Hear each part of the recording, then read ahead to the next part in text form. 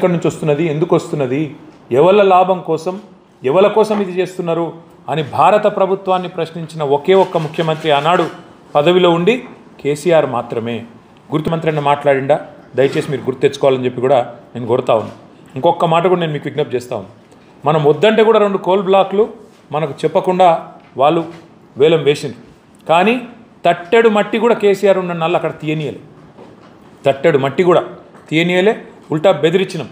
ఎవడైతే తీసుకుంటుండో జాగ్రత్తగా ఉండండి, నష్టాల్లో పోతారు మీరు అనవసరంగా మీరు ప్రభుత్వంతో, ఇక్కడ ఉండే ప్రభుత్వంతో మీరు భిన్నంగా పోతున్నారు, మా వైఖరికి మంచిది కాదు, నష్టపోతారని చెప్పి కూడా ఆ సంస్థలు ఏవైతే కేంద్రంతో కుమ్మక్కై వాళ్ళు ఒప్పందం చేసుకున్నారో వాళ్ళకు కూడా చెప్పినట్టే తట్టెడు మట్టి కూడా తీయనీయకుండా మన నిబద్ధతను ఆచరణలోనే చూపెట్టింది కేసీఆర్ ప్రభుత్వం.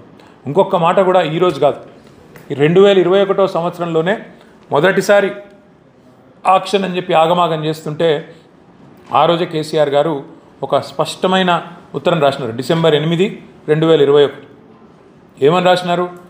మీరు కేంద్ర ప్రభుత్వం ఒరిస్సాలో అక్కడనేమో గనులు డైరెక్ట్గా లిగ్నైట్ కార్పొరేషన్కి ఇచ్చేస్తారు, పబ్లిక్ సెక్టర్ కంపెనీకి. గుజరాత్లో గుజరాత్ మినరల్ డెవలప్మెంట్ కార్పొరేషన్కి డైరెక్ట్గా బొగ్గు గనులు నామినేషన్ మీద కేటాయిస్తారు. అదేవిధంగా గుజరాత్ ఇండస్ట్రియల్ కార్పొరేషన్కు నామినేషన్ మీద ఇస్తారు 2015-16 సంవత్సరంలో. ఒరిస్సాలో ఇస్తారు. అదేవిధంగా తమిళనాడులో అక్కడ ఉండే రాష్ట్ర బీజేపీ అధ్యక్షుడు పరుగున వచ్చి కేంద్ర బొగ్గు గనుల శాఖ మంత్రి ప్రహ్లాద్ జోషిని ఆనాడు మీరు కొన్ని బొగ్గు గనులను మినహాయించాలే అని రిక్వెస్ట్ చేయగానే వాటిని తప్పిస్తారు ఆక్షన్లకు వెళ్ళి. మరి మాకెందుకు అదే పని చేయరు? దక్షిణాదిలోనే అతిపెద్ద కోల్ కంపెనీ సింగరేణి లాభాల బాట నడుస్తున్నది, బ్రహ్మాండంగా ఉన్నది, పబ్లిక్ సెక్టర్ కంపెనీ, ఎక్కువ ఉద్యోగం సృష్టించవచ్చు. ఈ 4 బొగ్గు గనులు కూడా వెంటనే నామినేషన్ మీద సింగరేణికి ఇవ్వండి, ఇంకా ఒక 15-20 వేల ఉద్యోగాలు మేము సృష్టిస్తాం అని చెప్పి కేసీఆర్ గారు ఆనాడు కేంద్ర ప్రభుత్వాన్ని కోరిండు. ఎందుకు సింగరేణిలో 10-15 వేల ఉద్యోగాలు వస్తే ఏం లాభం అవుతుంది?